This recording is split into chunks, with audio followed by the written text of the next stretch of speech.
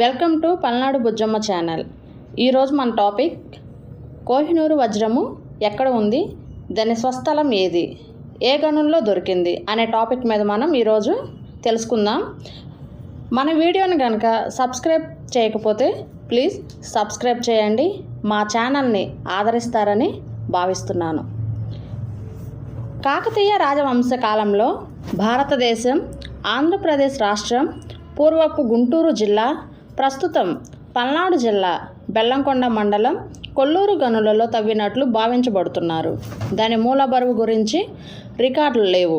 తొలిసారిగా ధృవీకరించబడిన బరువు 186 పాత క్యారెట్లు, 191 మెట్రిక్ క్యారెట్లు లేదా 38.2 గ్రాములు.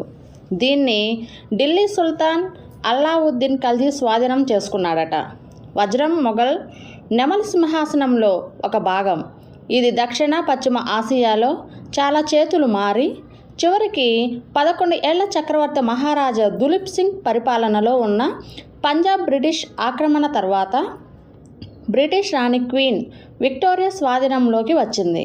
అంతకుముందు జమ్మూ కాశ్మీర్ 1వ మహారాజు గులాబ్ సింగ్ స్వాధీనంలో ఉండేదట.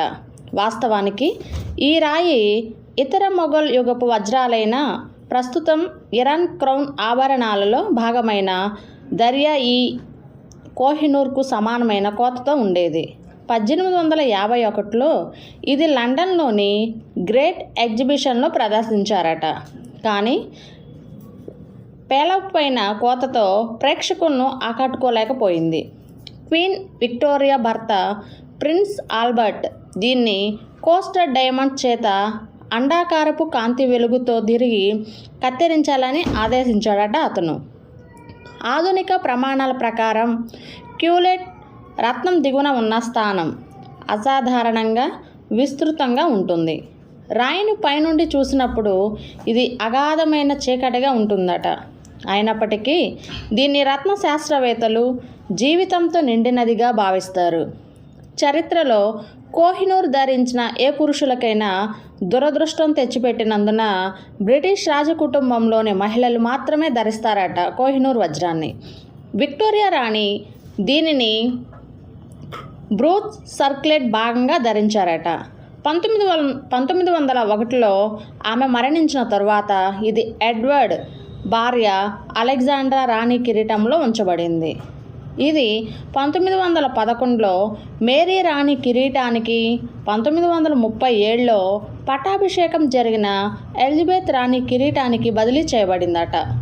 ప్రస్తుతం ఈ వజ్రం లండన్ టవర్ వద్ద ఉన్న జ్యువెల్ హౌస్లో బహిరంగ ప్రదర్శనలో ఉంది. దీనిని ప్రతి సంవత్సరం లక్షల సందర్శకులు సందర్శిస్తారట.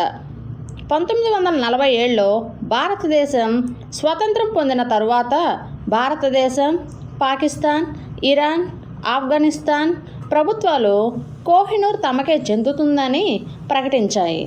తమకు తిరిగి ఇవ్వాలని కోరాయి. లాహోర్ చివరి ఒప్పంద నిబంధనల ప్రకారం రత్నాన్ని చట్టబద్ధంగా పొందినందున బ్రిటిష్ ప్రభుత్వం వాదనను తిరస్కరించింది. మా వీడియో కనుక మీకు నచ్చినట్లయితే ప్లీజ్ షేర్ చేయండి, కామెంట్ చేయండి, అలాగే సబ్స్క్రైబ్ కూడా చేసుకోండి. Thank you for watching. Thank you.